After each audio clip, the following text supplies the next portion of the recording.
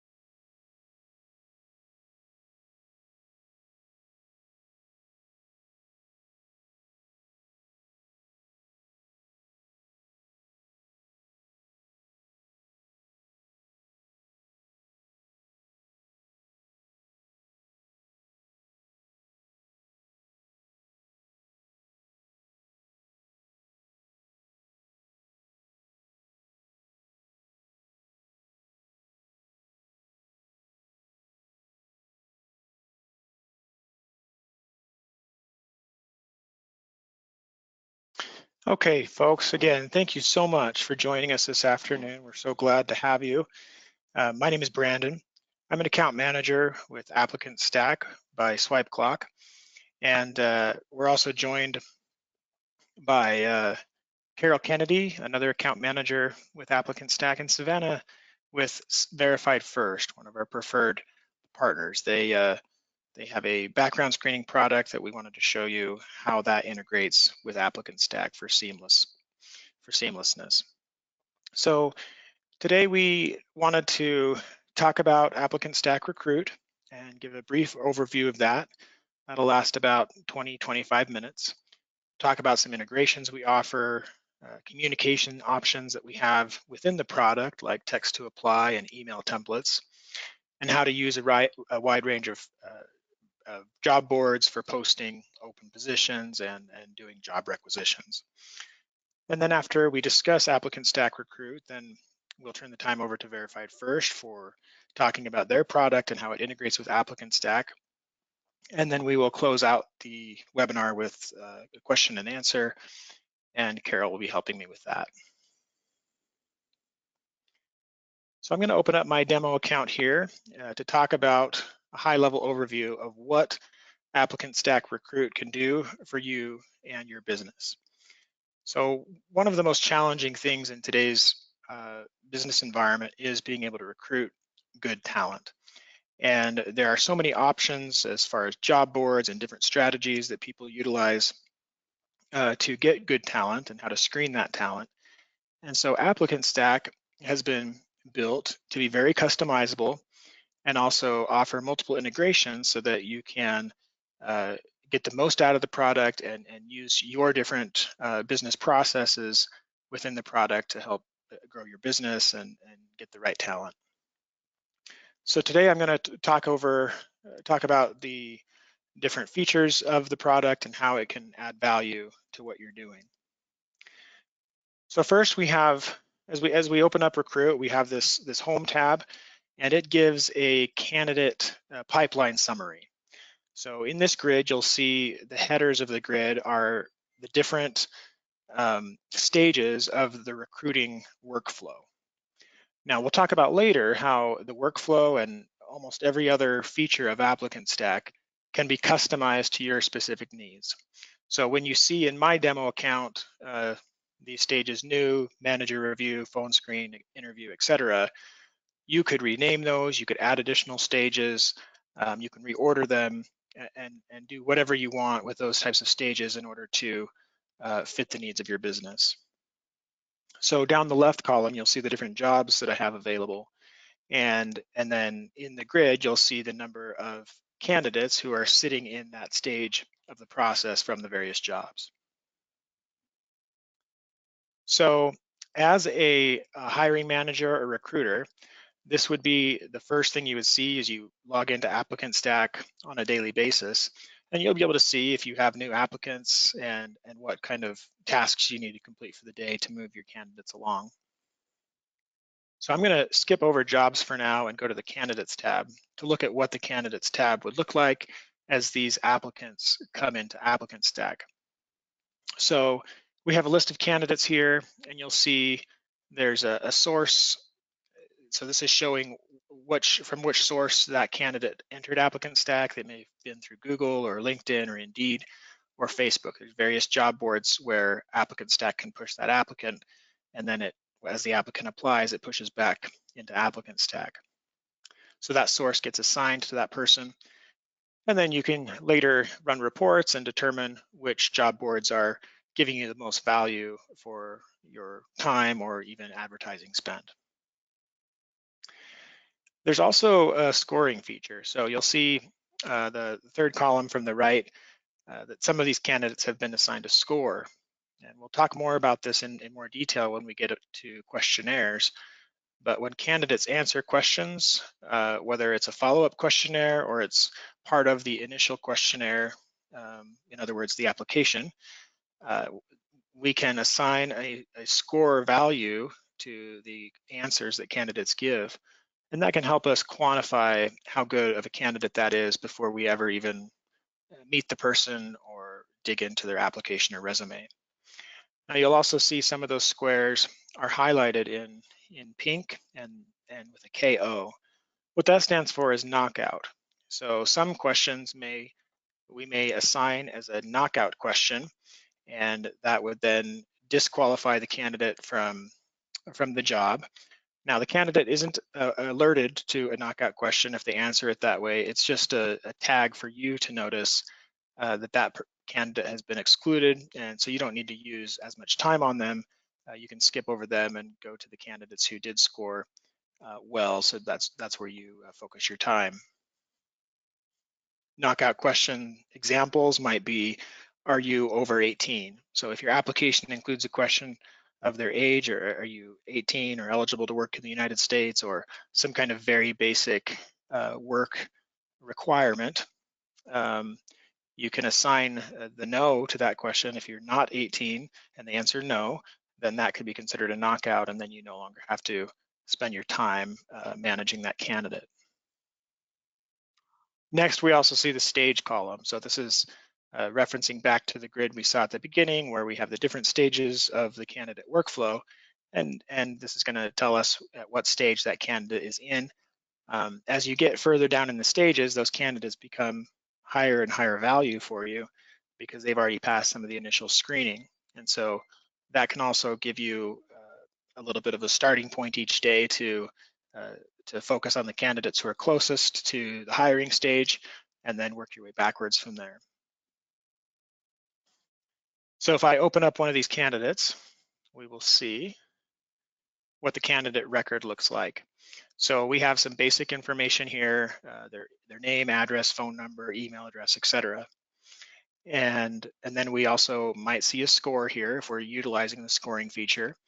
And average feedback might be like a 1 to 5 star average if we utilize that, as well as the current stage. Down below, you'll see the resume that the candidate attached, and you'll also see the questions that they've answered as a part of the application. We can dig a little bit deeper into the candidate's resume. It's gonna display the resume that they uploaded, so I can look through this. I can also click on answers and see what answers they've given. Now, answers could be part of the initial application, or they could also be part of follow-up questionnaires that we've sent out via text or via email. to understand better the candidate and get more information for a hiring decision. The feedback tab is this is internal facing, so this is going to be where anybody who's looked at this candidate or interviewed them or done a phone screening, this is a good area where they can put feedback for other folks who are part of the recruiting process to see the notes that they've given. The workflow stage will give a history of the different stages of the workflow and where they've been at. Tasks will show us any to-do items that we need to do. Events will show us any events that might be upcoming, like a scheduled phone screen, a scheduled meet and greet, or a scheduled interview. And then the history tab can be quite helpful. This is going to show us stages that the candidate's been through, questionnaires that they've submitted, and any actions that have taken place on the candidate record as they've moved through the process. So it can also, if you have a large organization, this can be quite helpful in keeping, for maybe a recruiting manager to keep the recruiters accountable and responsible for the work that they're doing. You can go into the history tab and see what actions they've been doing and how effective they've been. Now, as we have Lori Hill here, we have a next stage. So the green button here is going to give us the next stage in the workflow. And so coming from the new stage, we want to move her to manager review. And so I would just click on this. Now I can click on this button, or you'll see a little drop down arrow here, which may give us some additional options. So what you're seeing here, I've configured this to have every stage in my workflow. So I can move Lori from the new stage to any other stage if I want, but the default would be to move her to manager review. Again, this is customizable for you. If you don't want your hiring managers to be able to move them to any stage, you can just leave it as this, and then there would be nothing in the dropdown. Next, we also have the Do Not Pursue button. So if we wanted to move them into a bucket or a stage called Do Not Pursue, that's going to label them as Do Not Pursue, and then we don't need to worry about that record anymore. And if the candidate ever applies again, we'll see that it's a duplicate, and we'll see that they were put in Do Not Pursue. At that point, we could look at the notes, we could look at the history, and see why we made that determination. So if the candidate is a duplicate, there may have been some things that have changed, so we can always move them out of Do Not Pursue and reactivate them, but that's what that bucket would be for. Okay, so now I'm going to go to the Jobs tab and talk about how we would requisition a job and what kind of integrations might be available for different job boards. So here I have, let's see, I've got 16 jobs posted.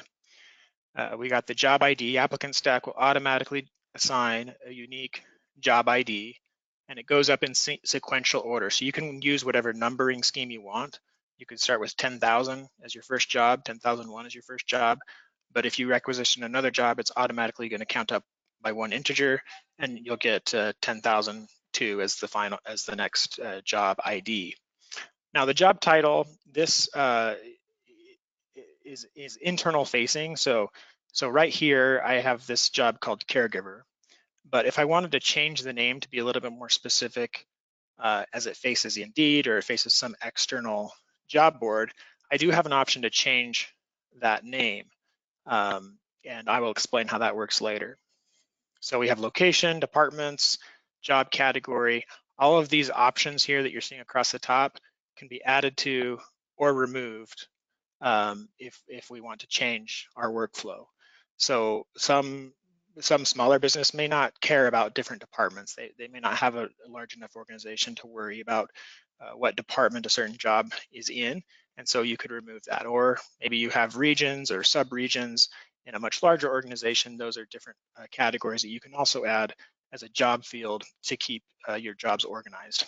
We have some accounts that have thousands of jobs posted through ApplicantStack, and you can imagine trying to track those without some kind of applicant tracking software like ApplicantStack could just be terribly burdensome. And so using ApplicantStack in those cases can be extremely helpful to streamline your process. Next, we have some more information about the job, the campaign start date. Under the stage column, we have some little logos indicating which third-party job boards the job has been posted to. So we've got our internal job board, we got Google for Job, Indeed, and LinkedIn. There's also a column for sponsored. This is specific to our Indeed sponsorship integration. And so if it had been sponsored to Indeed through ApplicantStack, then there would be an Indeed icon showing here under sponsored. So I'm going to open up this caregiver job and take a peek at it. If I click on the listing, we will see what job description or job advertisement will be pushed out to the third-party job boards. So I'm going to scroll down here. We can see that this is a pretty lengthy job advertisement. Some of the items in here are specific to optimizing our job for Indeed's algorithm. And then once we get this job the way we want it to look, we can go to the Launch tab and push this job out to the third-party job boards. Okay, so if I come to this page, we'll see we've got some different options. We've got text to apply.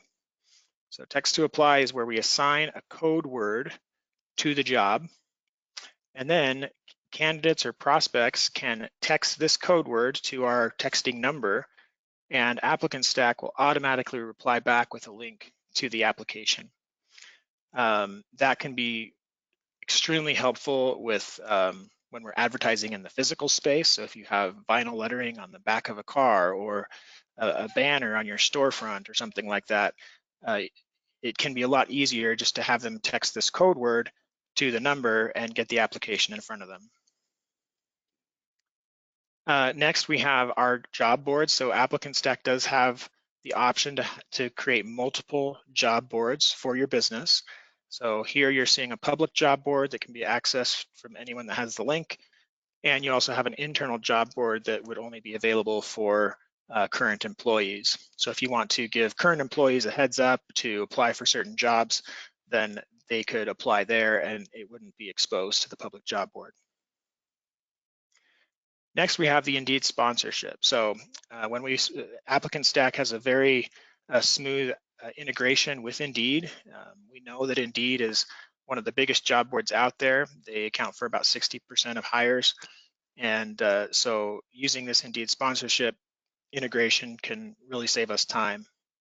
What happens here is ApplicantStack does not collect any money for posting that job to Indeed. In fact, you log into Indeed with your Indeed credentials to sponsor that job, but by doing that process through ApplicantStack, it links the candidate information back to ApplicantStack so that then when they apply through Indeed, their information and their record flows seamlessly into ApplicantStack.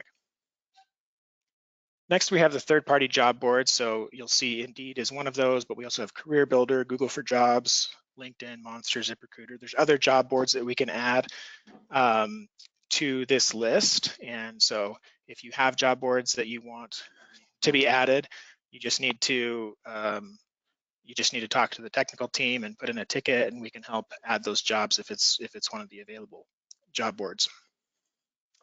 So with Indeed specifically, it has to be launched as an Indeed organic posting first, and then you can come back to this page and sponsor that job. Okay, next we have tasks inside the jobs tab. So this is where we might need to set up a to-do item as we requisition the job. So an example of that might be a job budget review. We may need to get some corporate approval before we open up this job to make sure that it meets within our budget goals.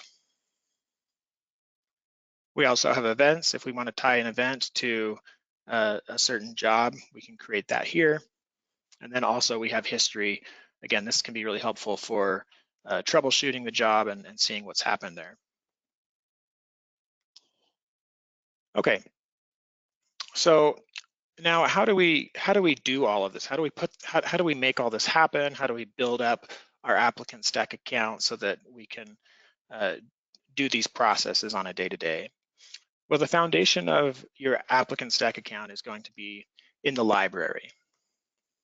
So the library is where we house multiple types of templates that can be used later for various reasons so they don't have to duplicate our work. So a job template would have something that's possibly been pre-approved by HR describing what the job is and the language that we want to show. And so when we requisition a job, we would just select this template and that would automatically be assigned to that job without us having to retype it. Now, questionnaires are another type of library item or template. Like I said earlier, the actual employment application is a type of questionnaire. And in your recruit library, you will have a default employment application that will be included there. That can be changed and edited. You can add questions, you can remove questions, you can add multiple stages, you can even add skins to your job application so that it looks more in line with the branding of your company. And that's something that we can help you with if you put in a support ticket.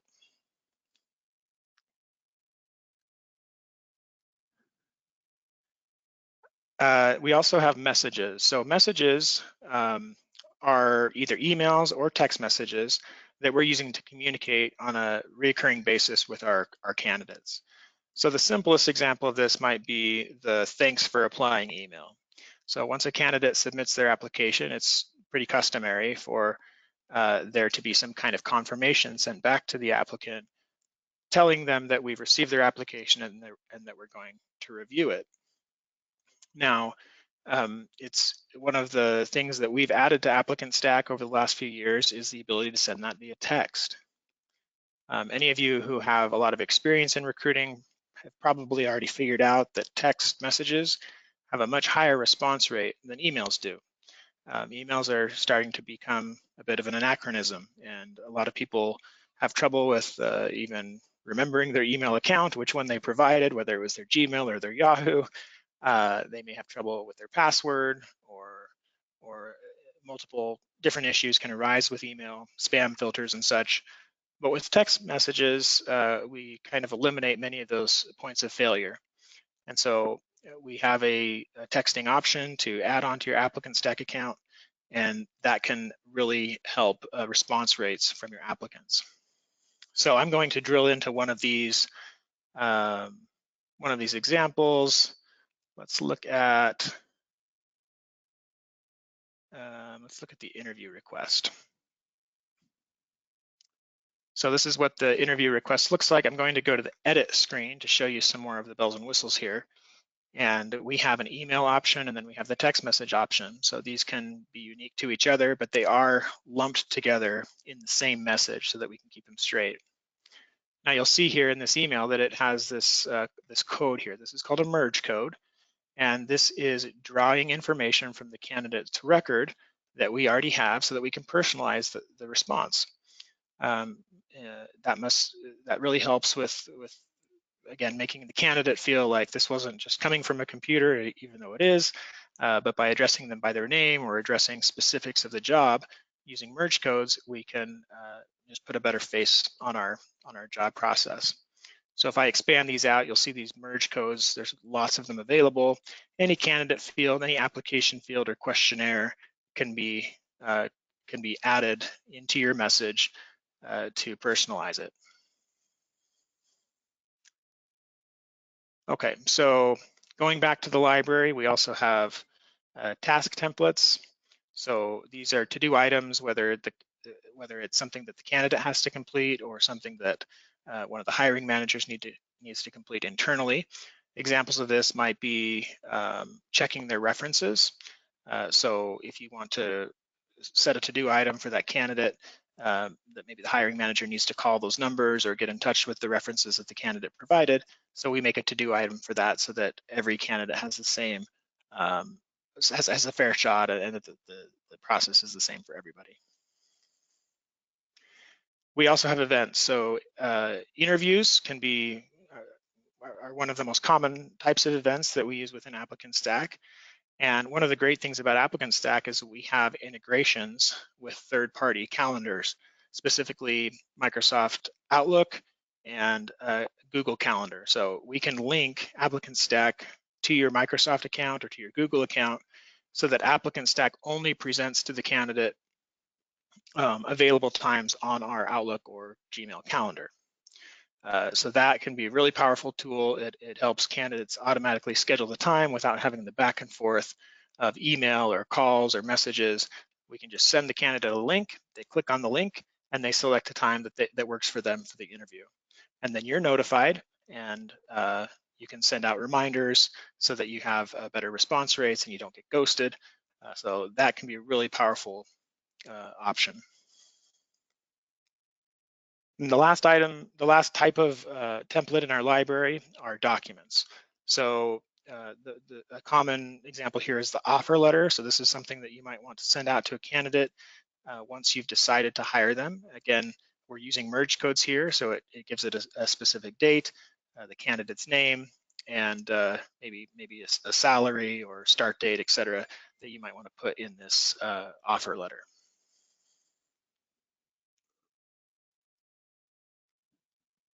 Okay, so to review now, ApplicantStack Recruit has some very powerful tools to streamline your recruiting process. We didn't have time to touch many features that ApplicantStack has, but if you want a more in-depth demo, feel free to reach out to us. I'm available, Carol's available, and several other people are available to do those more one-on-one demos with you or your team. And we'd be happy to get you set up and get you going. Now, one of the integrations that we have within ApplicantStack Recruit is with Verified First, and they're our guest today. And so they are going to talk about how to use their service for background screenings and automating that process, and how it integrates within ApplicantStack. So I'll turn the time over to them now. Perfect. Thank you so much, Brandon. While we get Stephanie here sharing the screen, my name is Savannah. I'm the partner manager here at Verified First that oversees the partnership between SwipeClock, ApplicantStack, and Verified First. Let's see here. Perfect. We have the screen up. And I thank you guys so much for having us on. I'm excited to give just a really brief overview of our integration within ApplicantStack. So here we're going to start on the in the Google Chrome Web Store. So our integration with ApplicantStack is an extension integration. It's a free integration. It's really easy to implement into ApplicantStack. So it's available on a few different browsers, but here we're in the Chrome Web Store, and what you're going to do is just type up Verified First. It'll be your first option here at the top. You'll go ahead and click on that. And then the button here says remove from Chrome, but obviously if you don't have it already, it'll say add to Chrome, and it'll pop up into the top right of your browser. So up there you'll see we have it pinned. It's under that little puzzle piece is where you'll manage your extensions. So once you have that, you'll click on it, allow permissions, and then the button's going to show up into ApplicantStack, which we'll go into now. So we already reviewed the candidate summary, the candidate profile. This is our tester, Hank Mess. So this is his overview of his account, his summary of his applicant account. And here on the right-hand side, you'll see the screen with Verified First button. So once you download the extension, this button will automatically populate into your ApplicantStack account. And there you can click the drop-down and click Place New Order. And then you'll see that the integration pops up right on the right-hand side. You're not leaving ApplicantStack, and all of the data from Hank's profile is going to translate over to your ordering portal as well. So you'll see there his first name, last name. He doesn't have a middle name inside his profile, so that's why it didn't pop up. But email and phone are all in there. So from this part of the ordering portal, you can see there's different areas where you can select positions, select packages. You're able to customize packages dependent on what screens you're ordering. So you can do that based on the position or the department you're hiring for, or maybe a new hire onboarding package, or a rehire or rescreening on an annual basis. But then you can also click the little pencil there, and you'll see the a la carte options pop up to the left-hand side as well. So you can also order just on an as-needed basis, dependent on your screens that you're wanting to run. In this as well, you'll also see there's that little hamburger icon in the top left. If you click that, you will see that you also have access to your entire ordering portal as well. So you can see, obviously we have a lot of testers. You can see all of them, waiting on applicant. The applicant declined the offer to conduct the background screen.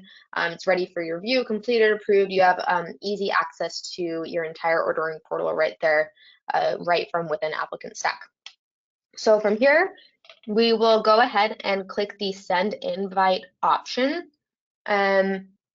That's going to prompt us to a couple different screens. So here we have the option to either auto order or manually order the report. Auto order is the most common.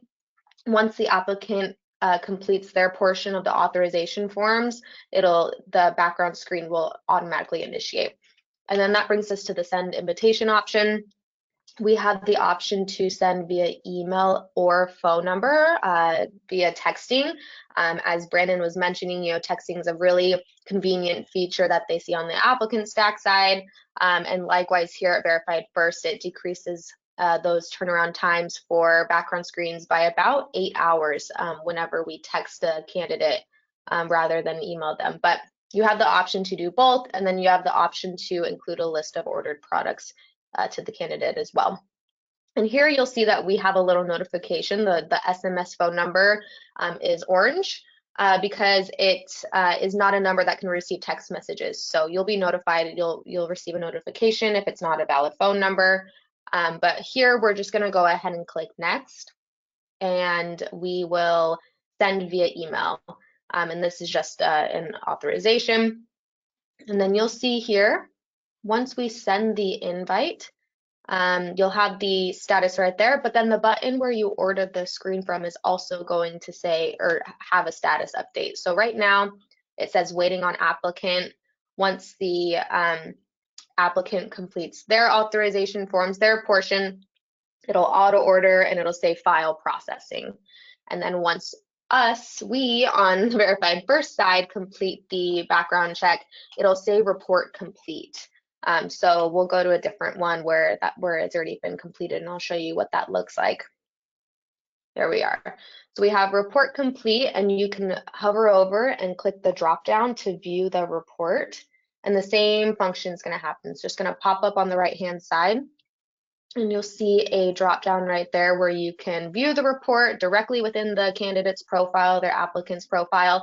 Then you have the option to either print or download it as a PDF as well if you're housing this documentation elsewhere. And then on the right hand side, you'll see the option to approve or take pre-adverse action dependent on what populates on that report and what your company's policies are. And just a side note, when you send it via email, we can, if you'd like to see a more in-depth demo, because we're just going to keep it pretty high level right now, but the candidate will receive the authorization forms on their end. Whether it's email or phone, it's going to be adaptable to whatever device they're on. So if it comes to their phone and they're electronically signing on their phone, it's going to be mobile friendly, and they're not going to have to be like zooming out or trying to figure it out on their mobile device. It's going to be mobile friendly. And it's super, super quick, super efficient. It's all centralized. You place the orders and you receive the results all in the same part of ApplicantStack. And we are demoing in the recruit portion today, but we also are integrated in the onboarding product as well with ApplicantStack. And that's essentially it. It's quite as simple as that. We would love to, if you want an additional demo, we'll provide our contact information at the end, but it's a really, really seamless integration, and it's centralized and it's efficient. And I know background screening is probably not the most exciting portion of the recruiting and hiring and onboarding process, but our integration with ApplicantStack really makes it as seamless as possible. And I appreciate you letting us do this demo today. Brandon, we'll pass it back to you and get some Q&As. And if there's any questions about Verified First, we're going to remain on the call to answer any if you do have any. Well, thank you, Savannah. Thanks for taking the time to join us on this. We really think that that's helpful for our customers, and I've used your product before. It really is a great option. All right, is my screen visible Thank you. now? Just want to make sure my screen's Not visible quite here. yet. Oh, there we go. Okay. There it is. Yeah. Okay, so we will now open it up to question and answers. Carol, our other ApplicantStack account manager, is going to help field those questions. So all you need to do, if you haven't been on one of these calls before, you can just type it into the question section of the GoToWebinar interface there. It should be on the side, and you can just type in your question there.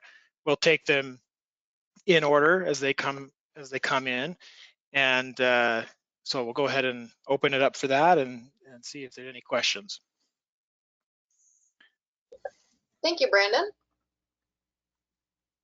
Go ahead and wait for those questions to come in. They don't have to be just specific to Recruit.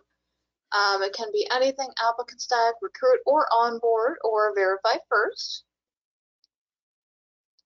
Okay, Brandon, we do have one question. Can you show where you can add or change the hiring stages? Yeah, I'd be happy to do that. So when we talk about hiring stages, I think we're talking about stages of the workflow.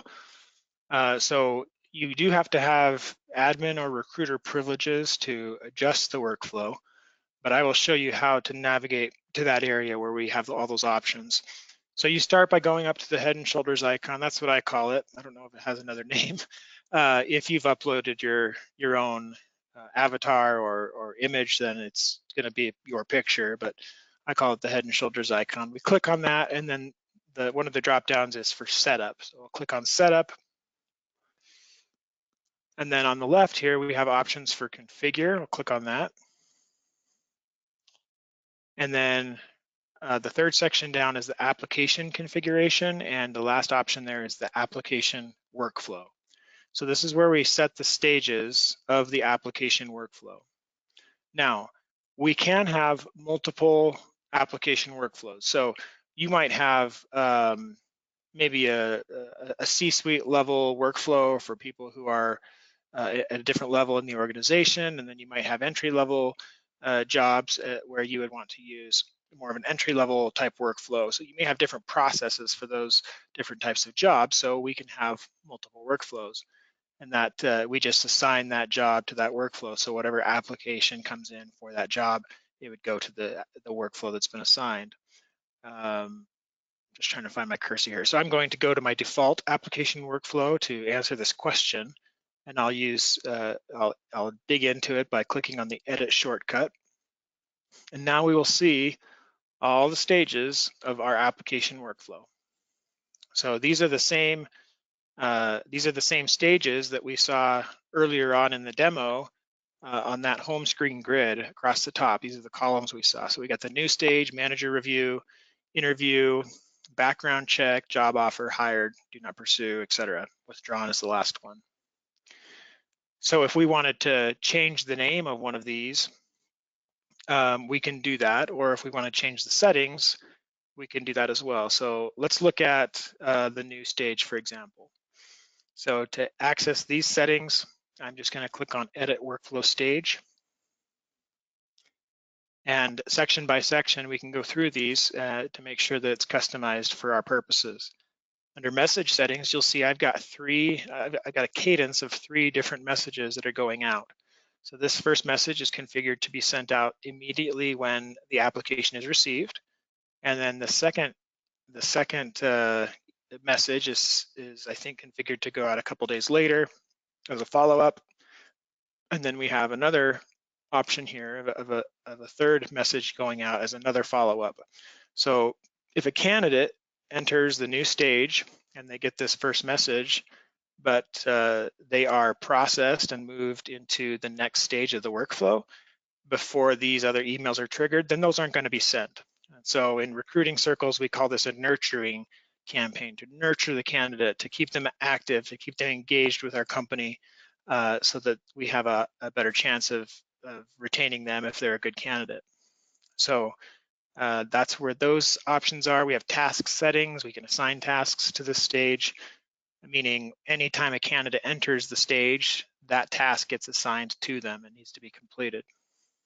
Likewise, events. If a candidate enters the stage, then this event can be assigned to them. A good example might be for interview. Under the interview stage, you'd want that event to automatically be triggered and set up for them. And then we have user settings options to assign who the owner of the stage is, if notifications need to be sent to users, and then field settings are options that need to be completed when the candidate is moved into that stage. So you'll see here we've got rating. It says to show it, and it says it's required. So if a candidate is moved into this stage, the recruiter wouldn't be able to put them into the stage or finalize that move until they have given them a rating, because rating is required. They would also have the option for feedback, but feedback isn't required, so they could leave it blank and still move the candidate. So there's a lot to chew on here. I know that was a long answer. For more options, if you want further clarification, you could set up a call with me or Carol, and you could also go to the Help Center for some really helpful articles about how to configure your application workflow. All right, what's the next question? Follow-up question, related question. I'm hoping you can go back to configure and to application stages to show where to add one, and a follow-up question that is related. How do I change the columns on the dashboard? So I'm assuming that means the pipeline on the homepage. Okay, excellent. Yes. So under configure application stages, this is where we actually set the name of the stage and set the order of the stages. So we can move these around. I can reorder them if I want, move them around like this, or change the name. So to create a new stage, I would come to this screen, create a stage, and we'll just call this.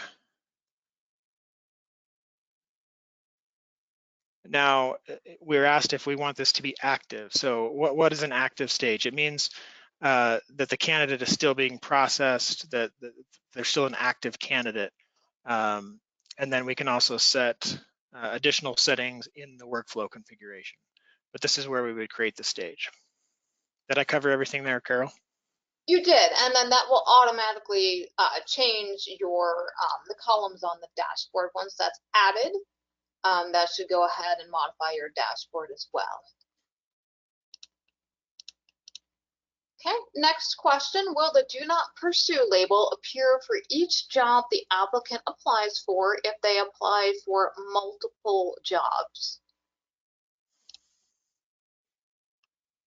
I think what that refers to is those red and green action buttons up at the top. And that may vary. We may need to take that question offline. Some accounts are set up a little bit differently than others. So if you're referring to this green and red buttons, in some accounts, all of the options will appear that you have available. In some accounts, it would need to be configured in your workflow. So it may depend on your particular setup. But if they apply for multiple jobs, each job they're going to have a separate, they'll be in the new stage until you move them. It's not like if you apply do not pursue to one, it's going to apply do not pursue to all applications. It's going to be by job. Okay, great. Okay. Next question, how many of the integrated job boards require additional costs? You want to go back to the launch tab? Yeah, I would go back to that. The short answer is most of them. That's how most of these job board companies make their money, is from employers paying to have their jobs featured. Indeed is one of the job boards that has organic postings, meaning they're free, they just show up depending on the search results and how fresh it is. But if I come into the setup and go to job boards, we'll see some of these third-party job boards. Job Target, Career Builder, Dice, Monster. I believe all of those, correct me if I'm wrong, are all paid job boards. So what you would do is launch it to that job board, and then you would be asked to sign in with your credentials for that third-party job board and you'd have to have an active credit card and a campaign and everything set up already through that third party. And then ApplicantStack can push the listing out to those job boards. Okay. Okay, and job target. Some of those, there's 25,000 plus sites you can post through job target. Some are free, but there is a delivery fee minimal associated with that. So just to mention that, but we do have free options, Indeed Organic, assuming they approve you for free postings, Google for Jobs, LinkedIn Limited, and I think those are the ones, your social media and your public job board are free of charge. Okay, what if an applicant is not a good fit for one job, but we wish to pursue them for another job? Okay, yeah, great question.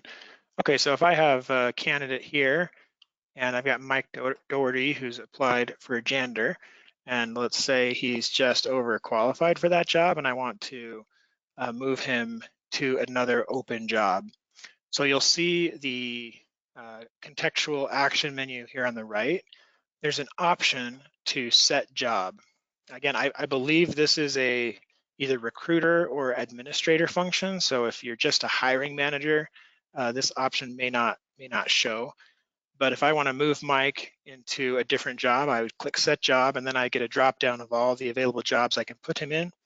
And let's say I want to make him an account executive instead and consider him for that job. Then I would just select that job and submit. And then we would see the job showing for Mike now is account executive. And so he would also be moved to whatever workflow is associated with that job, if there is a different workflow, and all of the other settings that are layered into that.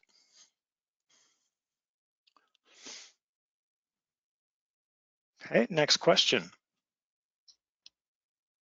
Okay, next question. What is the average turnaround time for the job to become live on the integrated job boards? Well, I can speak to Indeed with more authority, just because that's when I work with the most. The guidance we're given is 4 to 8 hours. There's an approval process for Indeed. So when you launch it from ApplicantStack, Indeed has to review it or do their thing. And so it can take anywhere from 4 to 8 hours. I've heard of it being shorter than that, but 4 to 8 hours is the rule of thumb. So if you do it in the afternoon or toward the end of the workday, by the time you come in the next morning, you should see that job as live on the third-party job board. Okay, next question. How do we make an older job posting look new on the external job boards? Well, that may depend on the terms of use of the external job boards. They all have their own terms of use and requirements and rules with that. Some only allow you to refresh your jobs on a certain cadence. Maybe it's every 30 days or every 120 days. But the short answer to your question is you just need to relaunch the job. So you can take it down and then you can unlaunch it and then relaunch it. So if I'll show you quickly, we go to the jobs. I've got caregiver here showing on Indeed. And so I would go to the launch tab and edit the launch status. And so I want to leave it here on the public job boards, but I'm going to take it down from Indeed. And so by unchecking the Indeed box, I can go like this. And then when I submit it, that's going to refresh my Indeed account and remove that job. And then once that's complete, then I can come back here and relaunch it. Do you have anything to add to that, Carol? I do. I just put a link to a support article in the chat, and that will cover some additional options for you. We would say not to refresh more often than every few months. If you go in and refresh more frequently than that, Indeed can flag your account for that. So some customers have gone in, tried refreshing every day. That will get you flagged by Indeed. So that article should help you, kind of guide you through that process of how to repost your job. And I would add that if you have a sponsored job, if you're paying for it, whether through Indeed or Career Builder or Monster, there shouldn't be any need to refresh the listing if you have some kind of paid campaign. The paid campaign is going to override any kind of aging of the job on their site. So you shouldn't have to worry about that unless you're only dealing with free/organic listings. Okay, thanks, Brandon. Next question. When I add a candidate, could the box for include inactive jobs be turned off? Okay, so I think that's referring to moving a candidate to a different job. So when we set job, I think they're talking about this option here. So it can be toggled on or off. If you're asking whether we can make this option invisible on your account, the answer is no. That would require feature changes to our product, and so that's not an option. But if you are concerned about your team selecting the wrong one or accidentally putting them in an inactive job, I would say that's more of a training issue that you'd have to handle internally. Okay, next question. How do we make an older job post? Oh, that is the same one we just answered. It came through twice. For that. Okay, so that last question, we're in the wrong spot. When adding a candidate, the box is always on and must be unchecked, not changing jobs. So I'm thinking when you go to candidate and maybe create candidate. Let's see if we can find it there. Oh, here.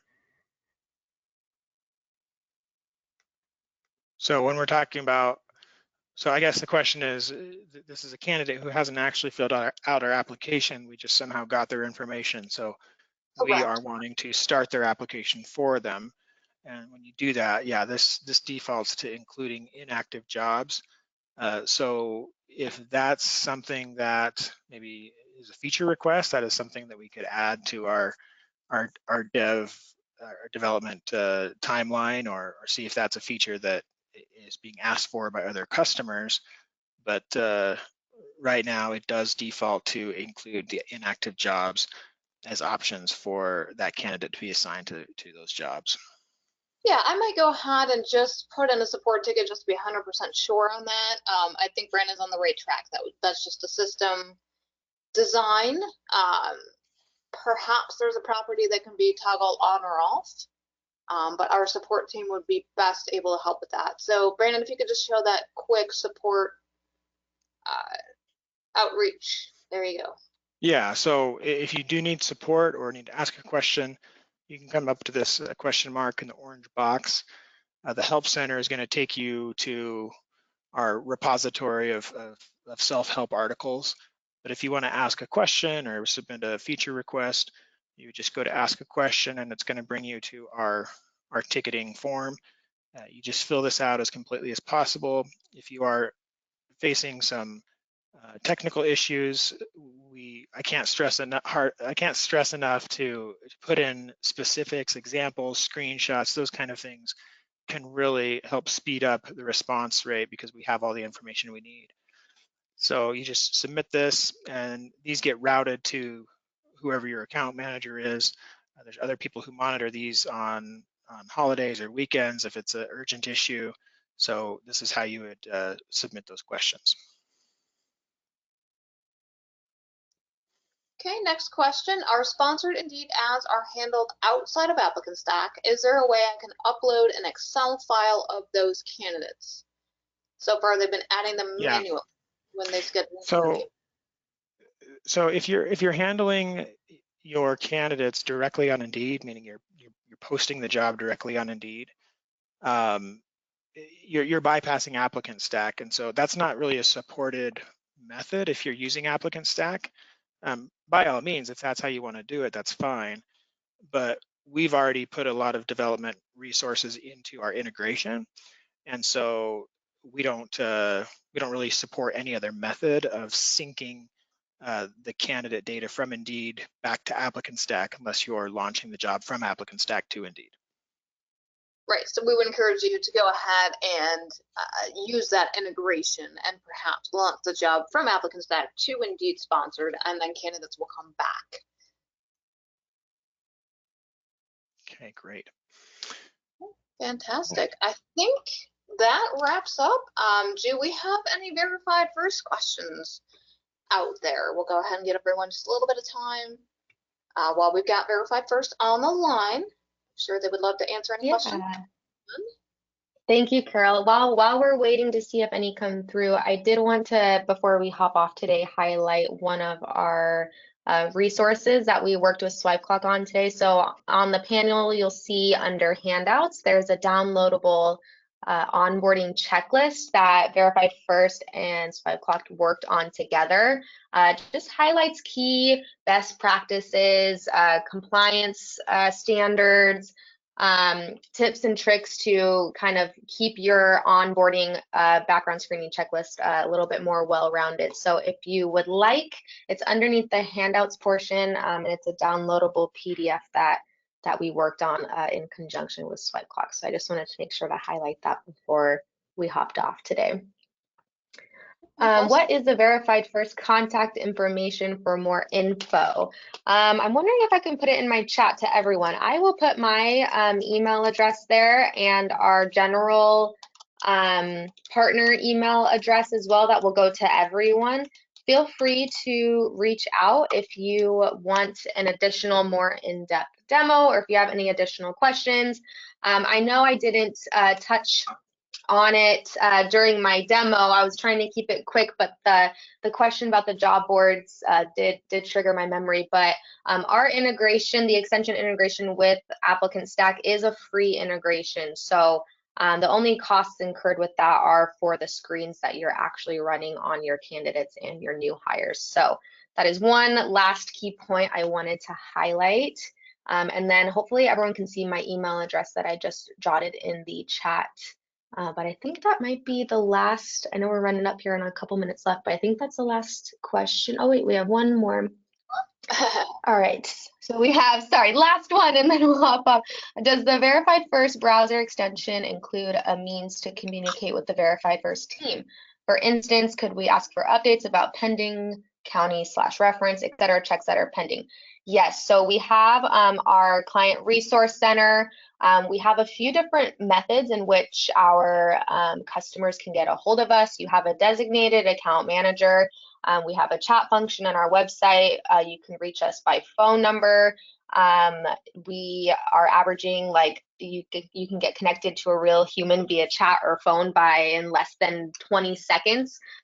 There's the partner team. There's you have a means for multiple different forms of communication and getting updates on what is pending in your background screens and what that ETA is for the turnaround time for the completed report. You can also view estimates of turnaround times in the actual screening portal as well. But if you wanted to speak to a person, an individual about it, we have multiple different facets of communication for our customers. Well, thanks again, Savannah, and thank you all for being in attendance. We are right on time, so I do want to close out here by pointing out a couple upcoming events we have. We have part of our Ask Me Anything series. We do a short, maybe 5-10 minute demonstration of one piece of our product, and then we have 20 or 30 minutes of Q&A just to help folks. So you can scan that QR code under the Ask Me Anything series to get registered for those. And then we also have our next webinar is our ApplicantStack onboarding webinar. That's going to be on January 16th. To register for that, you can scan the related QR code there at the bottom. So again, I can't thank you all enough for taking the time out of your very busy day to join us today. We hope this has been of value to you. We hope you've learned something new, gotten some good ideas for your business, and we hope to see you again soon. Thank you very much. Thanks, everyone. Thank you. Care.